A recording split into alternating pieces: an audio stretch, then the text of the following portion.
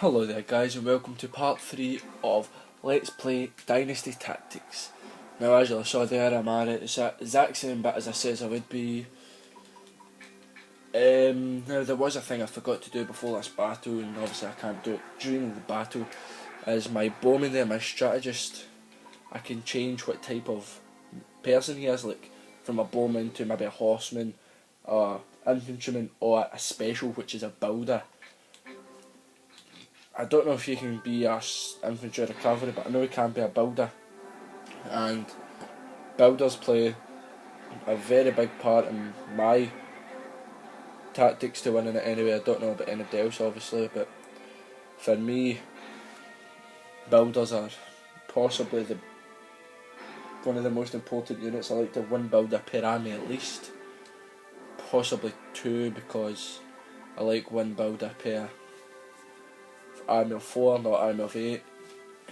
Georgia here, she can become a builder. Sao can, and so can Jiahu Dwayne, sorry. But Jiahu Dwayne and Sao are better off as cavalry, so I'd probably just keep them as cavalry. I did have them as specials before and it didn't end too well, but your choice. The things that the specials can build is one, a tower, which if the enemy is within 2 squares, it does a bit of damage to them and reduces their morale by 5. I think it does about 200 damage, which is good. And it can build a fence, which just barricades the enemy, but it only lasts for 1 turn if it gets hit. And also it can build a depot, which every turn it raises the morale of your men by 5 if they're within 3 squares of it. And the morale depot and the tower both take 2 hits to destroy as well, so even if you're next to the enemy and you build a tower, it will last for at least a turn technically, so I would probably do that. Well, I have done a few times, but just do a little 2 combo here soon just to kill him basically. And I really should have just did the one there, but oh well. I'll use pursue since you have to be behind them for that one. It's a lot harder to do in charge. Now in the last part I captured G-Ling and Lee Bo, I think. Don't remember, it's been a few days since I've played it and I'm not uploading all these till the same time, but not that that'll make much difference to use. Basically I'm not doing this walkthrough as much as my Pokemon ones. My Pokemon ones is when my gamer's with me, which is a lot of the time. These ones I'm basically doing early in the morning and late at night, unless he's got other commitments, which today he has. I can't remember what it is he said he was doing, but he's got something to do today, so I just thought I'd do a couple of episodes of this. Now basically Yuan Shu is easy to kill. Just don't go don't go on against him 1 by 1, because he has a vast amount of troops. Basically what they do is they just, even if you're using tactics and he's just attacking you, because he's got that many more troops than you, he'll just basically thwart you.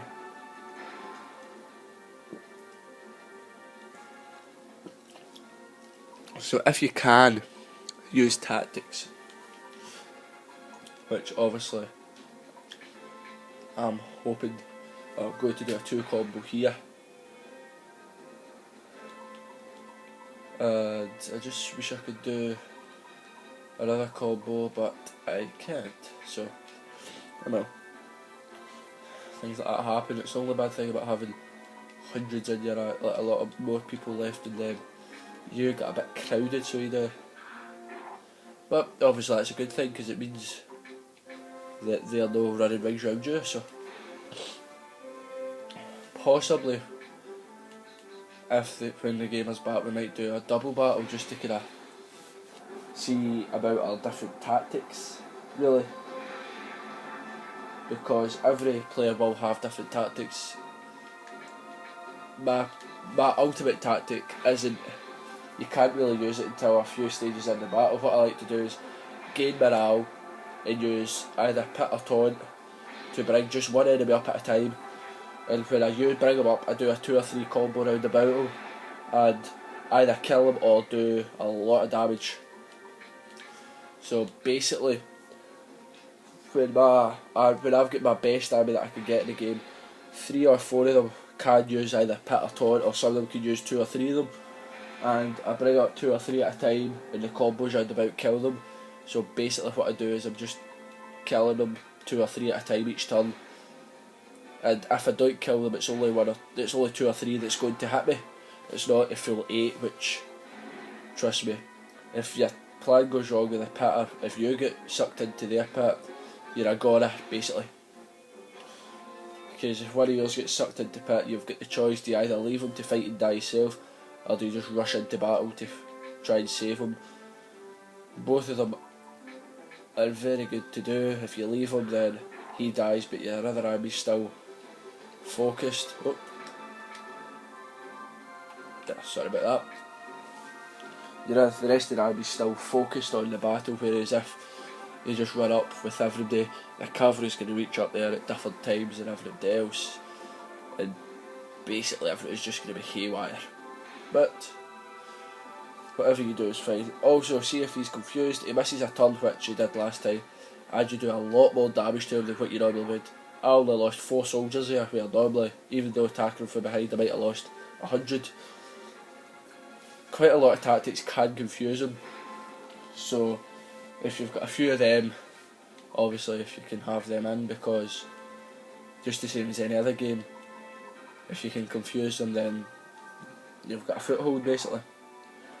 I was hoping to do a little bit more than just finish this battle in this part, but looking at the time, that's what, 7 minutes. I don't think I will be able to, unfortunately. I might just show you how to change, in fact I probably will, because this won't take another 5 minutes. I'll show you how to change the units type, and also how to change your tactics, because obviously every single character might have a tactic that you don't want it to know. Like Jiahu Dwayne knows I think it's, don't know how to pronounce it, AWE, and I really hate it. That move, I hate it. Ever since I started playing the game, I've never liked it really, so I always get rid of that and put in something that does a wee bit of damage, because I'm one of the damage guys, basically.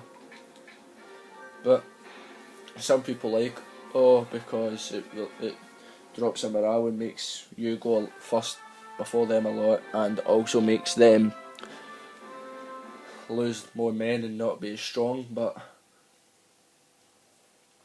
so I win that battle without losing a man, and you can't really see the numbers too much. In fact, you can make them out quite decent, and you can see every single person up a level, which is really what you want. Excuse me, I was just taking a drink. Obviously, the more you got levels, the more troops. And Sal learns switch. You can't see it because of flashing next to the switch. It's like that in every camera I've tried this on. I've tried it with 2 or 3 cameras now. Zhu Huang learned raid. Jiahu Dwayne learned ambush. Jiahu Wan learned awe. And that's it. Yuan Shao defeats Gonjun Zan and humiliates him, kills him basically. Excuse me. Now Gonjun Zan and his partner Zhao Yun is really strong. They're really good to have in your team.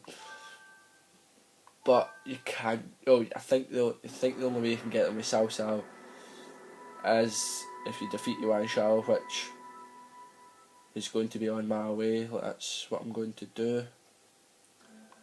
You get 20 turns to wipe out Lu Bu.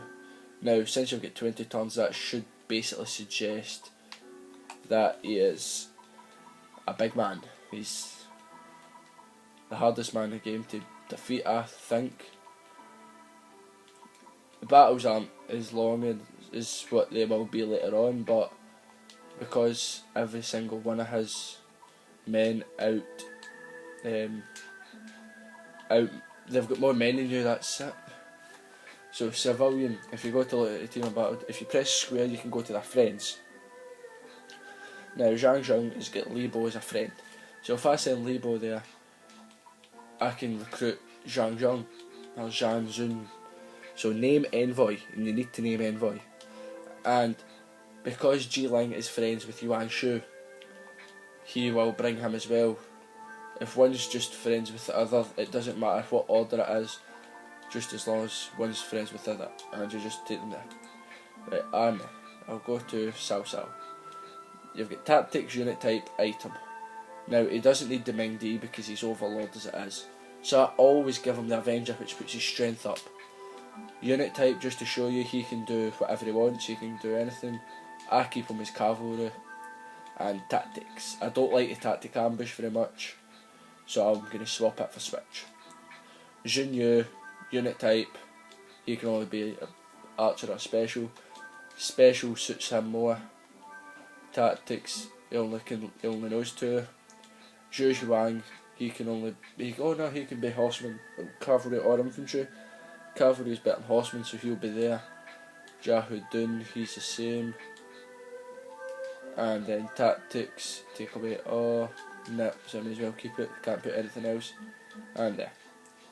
Now, obviously I know I did go through that quite quick, just because of the time, so I'll probably do a couple of them again, so if you'll see me doing that a few times throughout the game.